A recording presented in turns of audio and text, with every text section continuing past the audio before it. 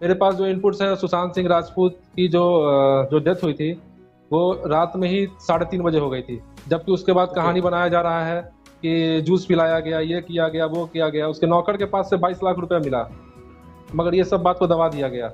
सुशांत सिंह राजपूत वाले मामले में आखिरकार रिया चक्रवर्ती के पास 17,000 रुपए भी नहीं थे एक टाइम पर कि वो ईएमआई भर पाए, पर आज रिया चक्रवर्ती लेकर घूम रही है लाखों के बैग। और लाखों के बैग के अंदर क्या भरा है, कुछ इस प्रकार सवाल उठ रहे हैं रिया चक्रवर्ती पर। और कहा जा रहा है कि क्या रिया चक्रवर्ती अब सुशांत केस से फ्री हो चुकी हैं? क्या रिया चक्रवर्ती के ऊपर अब कोई कार्रवाई नहीं होगी? क्या रिया चक्रवर्ती बेगुनाह है सुशांत केस में? क्योंकि रिया चक्रवर्ती को एक बार फिर से स्पॉट किया गया मुंबई की सड़कों पर, और कहा जा रहा है कि इनको एक पार्टी में देखा गया, जिस पार्टी में ये एक बैग लेकर पहुंची हैं, जिस बैग की कीमत आप सुनकर आप चौंक जाओगे। और अब लोग पूछ रहे हैं भैया इसके पैसे कहां से आए? आप तो 17,000 की ईएमआई भी नहीं भर पा रही थी एक वक्त पर।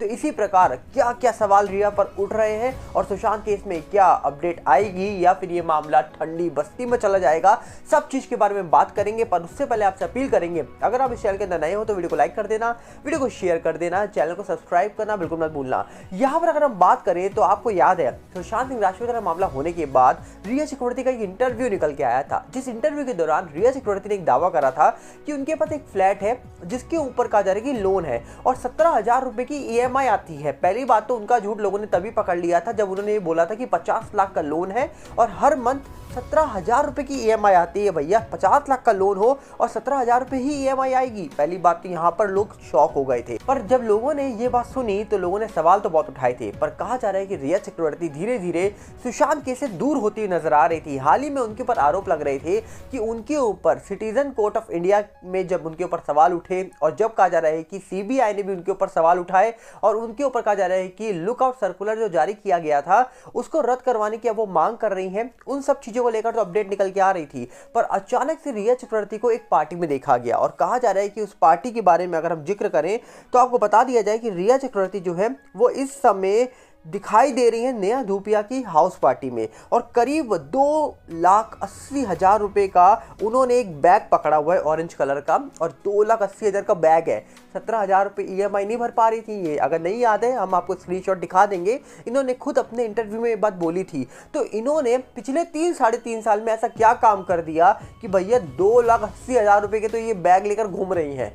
भैया कौन सी फिल्म करी है इन्होंने? और आखिरकार एक रोडी शो करा है, उसके अलावा इन्होंने क्या काम करा है पिछले 3 सालों में? कोई बताएगा मुझे कमेंट्स में। क्योंकि कहा जाता है कि मुंबई बहुत महंगा शहर है, मुंबई में रहना आम इंसान के लिए बिल्कुल भी कहा जा रहा है कि आम नहीं है।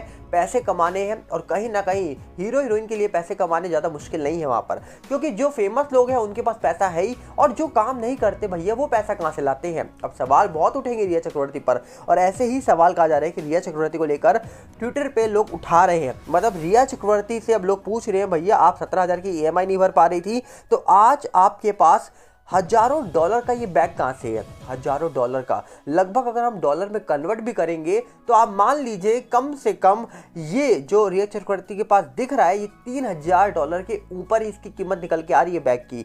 और वहीं पे कहा जा रहा है कि इनके पास इतना महंगा लॉयर था, सतीश माने शिंदे जी जैसा। कहा जा रहा है कि उनकी एक हियरिंग के 10 लाख रुपए बताए जाते हैं, तो इन्होंने इतना बड़ा लॉयर हायर कैसे किया? तो इस प्रकार कई सारे सवाल जो है वो रिया चक्रवर्ती पर अब उठाए जा रहे हैं, और लगातार मुझे लगता है ये सवाल अब पूछे जाएंगे रिया चक्रवर्ती पर। और उस बैग के बारे में हम आपके सामने जो फोटो शेयर कर रहे हैं वो बैग आप देखिए, और देखिए रिया चक्रवर्ती बिल्कुल कॉन्फिडेंस नजर आ रही है। आजकल वैसे भी बॉलीवुड के हर पार्टी में रिया चक्रवर्ती को देखा जाता है। अब सवाल ये उठता है कि क्या रिया चक्रवर्ती सुशांत केस से बिल्कुल फ्री हो चुकी है? क्योंकि जिस प्रकार कहा जा रहा है कि रिया चक्रवर्ती को लेकर चीजें निकल के आ रही हैं, वो सब चीजें अपने आप में एक सवाल उठा रही है कि क्या सुशांत सिंह राजपूत वाले मामले में कोई अपडेट निकल के आएगी? क्या आखिरकार इस मामले में अब कोई अपडेट नहीं आने वाली है? क्या ये मामला ठंडे बस्ती में जा चुका है? क्योंकि 2020 तक जब सरकार दूसरी थी तो कहा जा रहा है कि जब सरकार सत्ता में नहीं थी उस समय वो कहती थी भैया हम सुशांत को न्याय दिलाएंगे, हम राजनीति के लिए सुशांत का नाम नहीं ले रहे हैं। पर सवाल अब ये उठते हैं कि 2020 में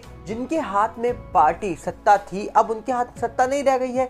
अब वो उन लोगों से सवाल पूछ रहे हैं जिनके हाथ में सत्ता नहीं थी 2020 में कि भैया आप लोग तो कह रहे थे हम न्याय दिलाएंगे सुशांत को, पर अब तो आप लोग भी शांत हो गए हो। तो अब सवाल ये उठता है कि क्या सुशांत केस में बहुत ही बड़ी राजनीति हो रही है? क्या ये मामले के बारे में कोई बड़ी अपडेट निकल के भी आएगी या फिर ये मामला ठंडे बस्ती में चला जाएगा? ऐसे ही सवाल उठाए जा रहे हैं। यहां तक कि बॉलीवुड के बड़े बड़े लोगों से सवाल पूछे जा रहे हैं कि आखिरकार इस मामले में होने क्या वाला है। क्योंकि बात करें अगर हम बॉलीवुड की, तो बॉलीवुड के कई सारे लोगों पर सवाल उठे। यहां तक कि कहा जा रहा है कि सिटीजन कोर्ट ऑफ इंडिया के अंदर तो नेता विनेताओं को लेकर खुलकर नाम लेकर सवाल उठाए गए और आखिरकार सुशांत सिंह राजपूत को लेकर बॉलीवुड के बहुत चुनिंदा लोग हैं जो सामने निकल के आए थे। जैसे कहा जा रहा है कि अभी हाल ही में हमने देखा किस प्रकार खन्ना जी सामने आए थे, तरुण खन्ना जी, जिन्होंने सुशांत केस को लेकर 2020 में जो बोला था वही वो आज बोलते हैं। कहीं ना कहीं उन्होंने साफ बोला भैया मुझे नहीं लगता कि वो लड़का ऐसा कुछ कर सकता है। और उनकी उन बातों को अगर हम गौर से सुने तो कहीं ना कहीं बहुत सारी चीजें हैं जो अपने आप में सवाल उठाते हैं कि आखिरकार सुशांत केस में होने क्या वाला है।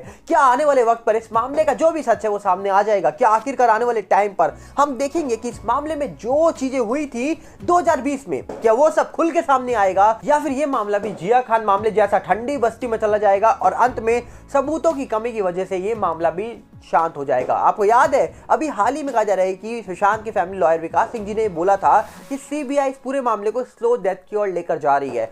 स्लो डेथ का मतलब अगर हम बात करें तो कहा जाता है कि एक ऐसा मामला जिसके बारे में ज्यादा जिक्र नहीं होता, जिसके बारे में कोई भी अपडेट नहीं आती है और वो मामला धीरे धीरे आगे बढ़ता रहता है, टाइम बीतता जाता है और अंत में वो मामला बंद हो जाता है, कोई उसके बारे में पूछता नहीं है। पर मुझे नहीं लगता कि सुशांत मामला बंद होने वाला है या रुकने वाला है, क्योंकि इस मामले में कई सारे सवाल हैं जो आज भी उठाए जाते हैं, जिस मामले को लेकर आज भी अपडेट की मांग की जाती है, जिस मामले को लेकर आज भी लोग जानना चाहते हैं कि आखिरकार सुशांत के साथ उस रात क्या हुआ था जिस रात सुशांत सिंह राजपूत के साथ वो घर के स्टाफ मेंबर मौजूद थे। और वो स्टाफ मेंबर उनके ऊपर सीधा सीधा शक चला जाता है जब परिवार ने दावा कर रहा था कि सुशांत की जब डेथ हो गई और सुशांत के परिवार वाले सुशांत के घर जाते हैं तो वो देखते हैं घर के स्टाफ मेंबर जो थे वो भैया सब के सब खाना बना रहे हैं, नॉर्मली बिहेव कर रहे हैं। तो क्या समझा जाए आखिरकार सुशांत सिंह राजपूत वाले मामले में जो चीजें निकल के आने वाली थी क्या वो आएंगी? जिस प्रकार सिटीजन कोर्ट ऑफ इंडिया के अंदर सवाल उठाए जा रहे थे, क्या उन सवालों का महत्व अब रह गया है? क्या सही में